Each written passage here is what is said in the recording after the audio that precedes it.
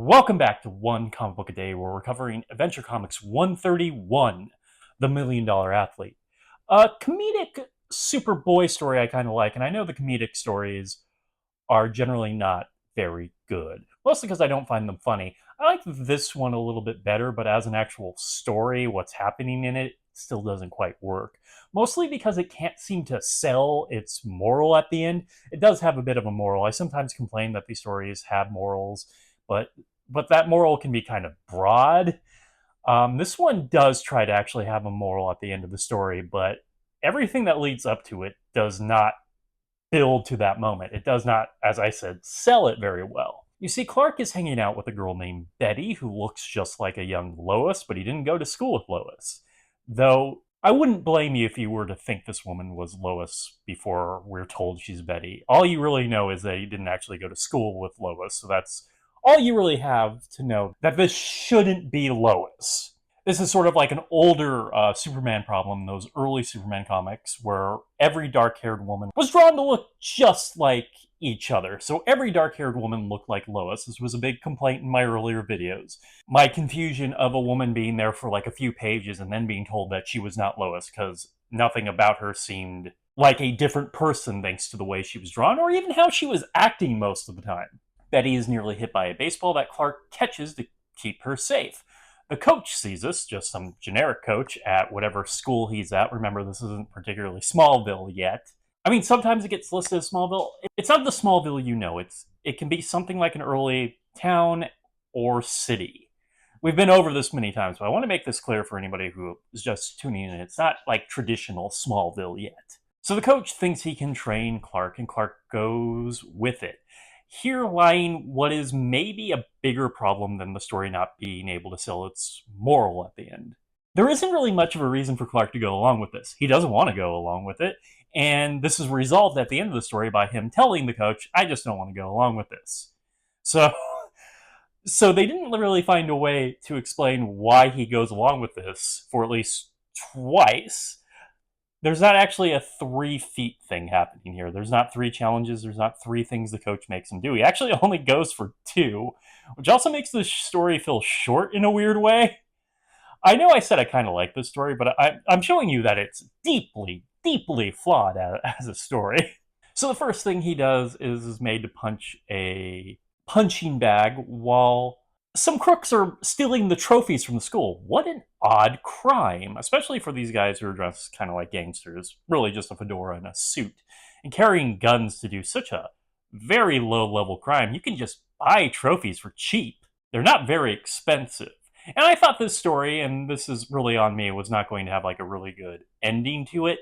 Because the story itself is fine. You don't need to add the crime angle, but they're always going to add a crime angle because why else have Superboy here? So he, to stop the crooks, punches the punching bag so hard that it breaks off, goes through the wall, and hits the crooks, which gives him the opportunity to leave, become Superboy, and deal with them.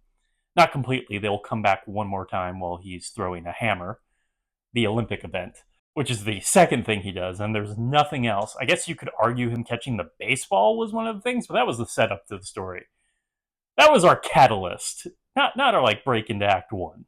But there's an excuse for how Clark gets away with this that I think is meant to be clever, but just because the story tells me it's clever doesn't make it clever. The coach just assumes, thanks to Clark's meddling with his superpowers, that the punching bag was frayed to begin with, and that's why it flew off.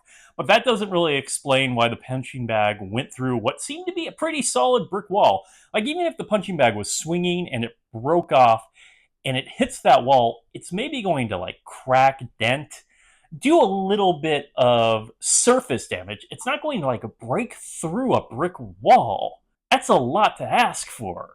There has to be quite a bit of force for it to fly through the brick wall and hit the guys on the other side. And then later the hammer just happens to be a balloon, and Clark claiming he tricked him. Neither of these things are particularly clever. It's also not a lot of signs that Clark is clever. As for the actual crime story, it turns out that they're stealing the trophies to melt them down to make counterfeit coins, which I have to hand it to them is somewhat more intriguing of a crime than stealing the trophies. Just like, why aren't they stealing the trophies from a trophy shop? I feel like there would just be a lot more trophies there than any specific school. And they're probably, I don't know, yeah, they're probably cheaper. If you're melting each one down to make probably several coins, it's probably actually cheaper just to buy them too. I'm poking holes into this crime that's not a particularly great crime to begin with, but I think there's better ways to go about it. I just find it more intriguing that they're not stealing the trophies for stupid reasons. The counterfeiting almost gives it purpose in the story. Very little. I still have a problem that there is like a crime happening during the story. But Clark quits right after this because, well, Betty needs his help for homework, and it's better to have brain than brawn, which is basically what he says at the end, and that is our moral. Brains are better than brawn. The problem is with Superman specifically, and what Superboy has been doing in this story, he's basically been succeeding more from his brawn than his brains. This is a story where he punches bullets. Like, you need to have him do something remotely clever to really sell that idea at the end, and they do not. And once again, sounding particularly down on this story, but I think funny wise, it's okay. Not like painful like some of the others are, but it's okay. I am more intrigued with talking about this comic than, say, other comedic comics where I'm just like, well, it's not funny. Let's move on. This is kind of funny, even with the ridiculous explanations of how he's doing things are more funny than usual, which is why they kind of don't work. They're done for comedic effect. But you just didn't sell the idea at the end. Just because the girls didn't do them, everything else should have had some sort of clever way of solving it. Punching a punching bag through a wall is not clever. That is brawn. Okay, that is it from Adventure Comics 131. The $1 Million Athlete. If you enjoyed this video, please like and subscribe. Hit the bell icon to get notifications when new video is up. I do this Monday through Friday, but Fridays is Bat Friday, where I cover a Batman story, either Detective Comics or Batman. Until next time, let's ponder the question, whatever did happen to the boy of tomorrow?